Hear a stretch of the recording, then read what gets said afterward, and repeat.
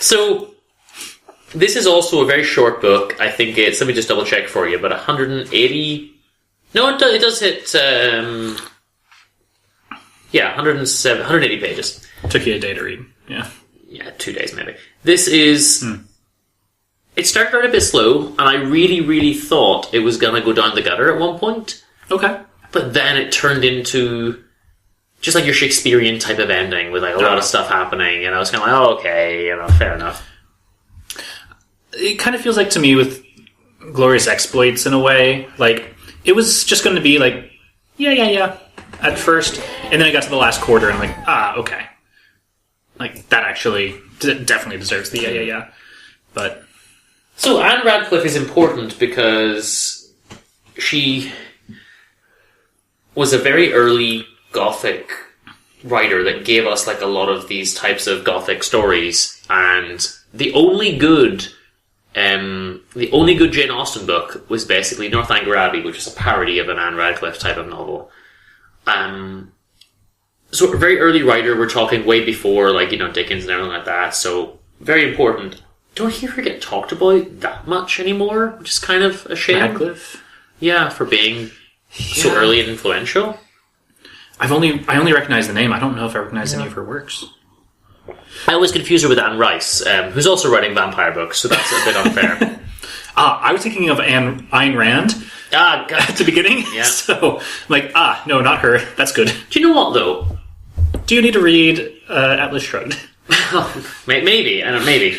Because you're such a libertarian. Yeah, it's long and boring as well, though, is the thing. 1,000 pages, right? I think it's 1,000 pages. I don't think it's that long, but it's long. This was short.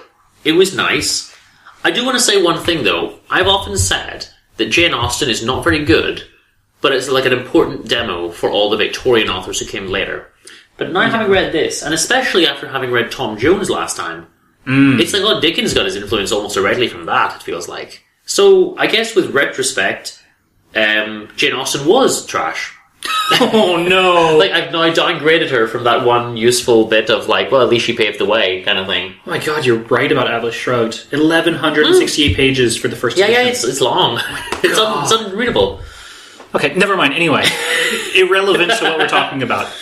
So, you're going to have a lot of comments, hopefully, about Jane Austen. Have you read a lot of her stuff, or have you only read all of them? All of them. Wow. Only one was good, and it was the one that was a parody of this. Oh, well, of Anne Radcliffe, not of this book specifically, but maybe I can't remember. But yeah, the rest of it is like a Victorian book without the plot. Just like, we're all in the nice world, so it's closer to George Eliot, but then nothing's really happening. Yeah. Okay. And I always tried to give her the benefit of the doubt. Like, if you read a Bronte book, it's like, it's like Jane Austen, but they actually put plot in. Like, maybe she just paved the way and they built it upon that. But then we just read Tom Jones, and I was like, well, this is what I wanted in the 1700s, so what happened, Jane Austen? But then you also had Defoe. Early 1720 and all that. I really enjoyed, the Castaway version... Robinson Crusoe. And you really enjoyed the one about the prostitute. Yeah. I'm thinking maybe they did all pave the way, and maybe your guy from Tom Jones, Fielding. She paved the way for women, probably. Yeah. Still, so. Was Fielding just so ahead of his time? The books are full of dialogue and wit. They read like a Dickens, At least Tom Jones did. I'm going to have to read more of him, I think, for sure. But this book was good. I think the Shakespearean ending made me say maybe it was great by the end, but it took a while to get there. So we're in a castle, we have a marquis, we have his two daughters, I think Julia and Emilia, and Madame something. Just a woman who lives with them. Initially I thought it was their mother, but then reading back, she's like, no, she's not their mother, but she was a friend of their mother's, and she's taken it upon herself to look after the girls, to do their education, basically. Okay. And they get along well, and they meet the guys they like, and whatever. But the Marquis just decides, okay, Julia, you're going to marry this guy. Every story, from the past. It's just I'm going to make my daughter marry this guy she hates, basically. So that's, that's what it is. Is he a bad person as well? I don't even remember that he was particularly bad. I think she just wasn't. He was just a guy. Yeah. Okay. So Julia's no, I'm not going.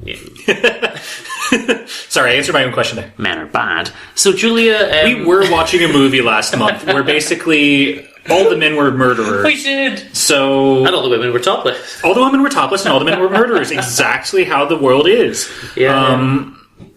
Anyway. So... What were you talking about?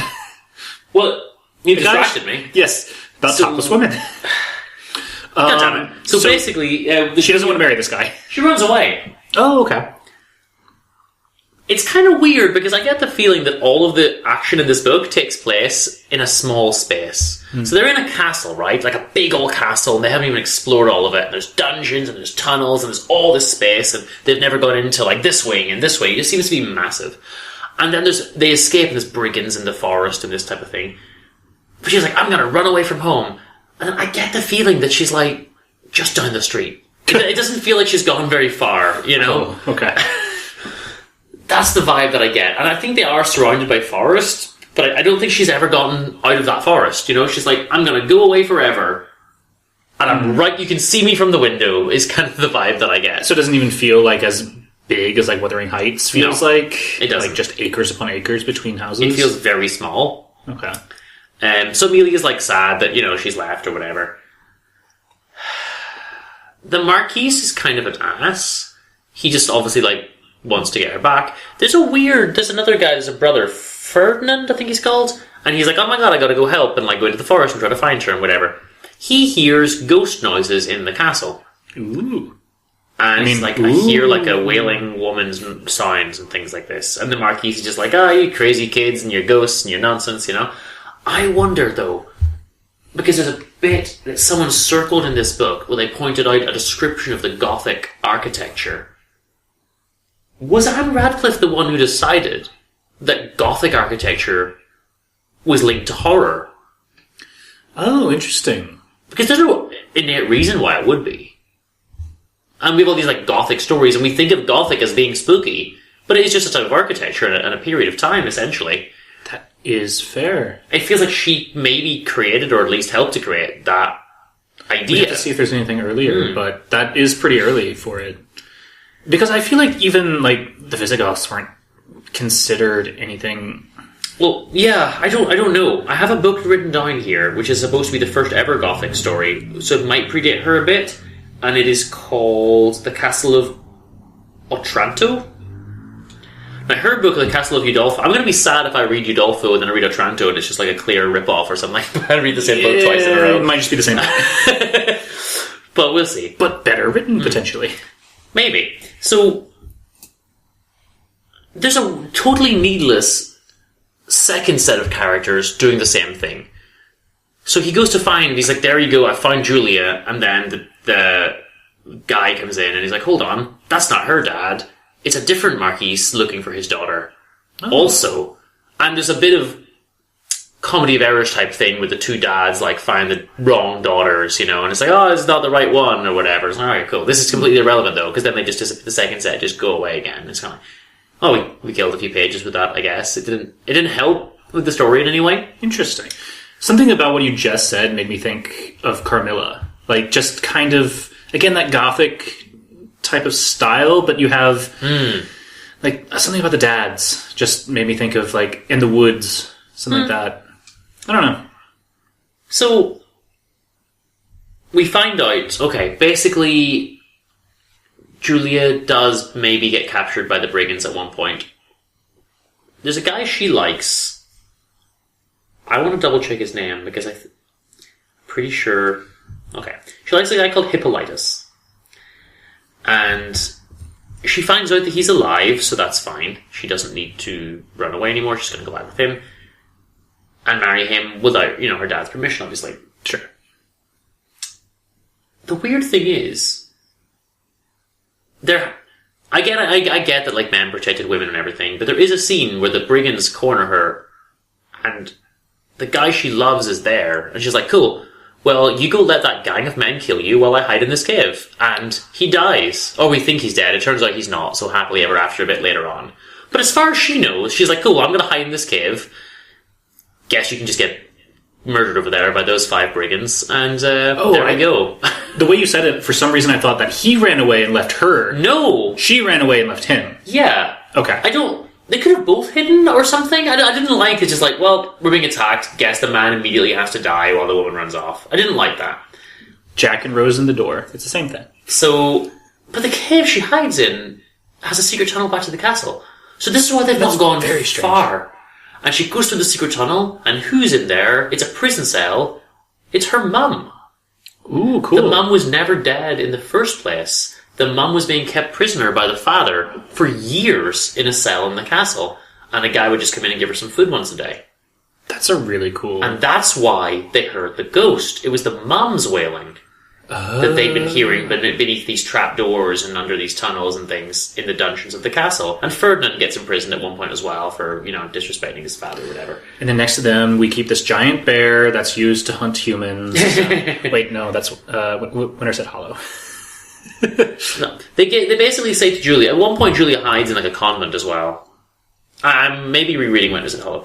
Julia hides in a convent, and they basically say, like, you can go back with your dad, and he'll force you to marry, or you can stay here, but then you have to take the veil and join the convent.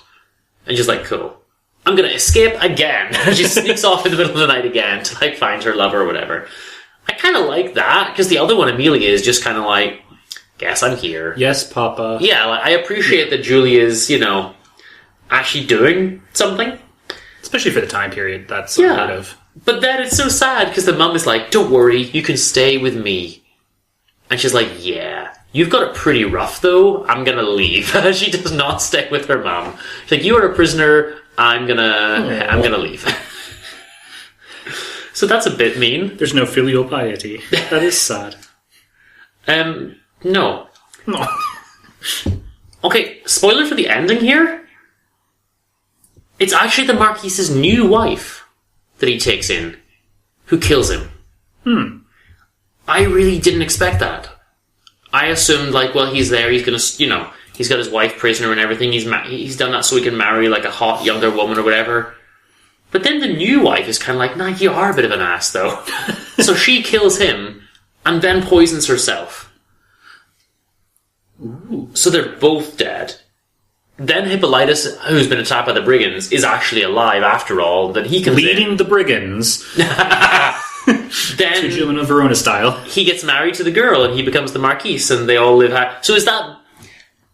The ending is what made me like the book, It's like, oh my god, then there's a murder, then there's a suicide, then the guy who's dead is really alive, then the wedding. I do like that there's so much, there's twists, and then all of that. I did just look up Anne Radcliffe, and it does say English author and pioneer of the Gothic novel. So she seems to be, like, where you get that from. That is it's very exciting.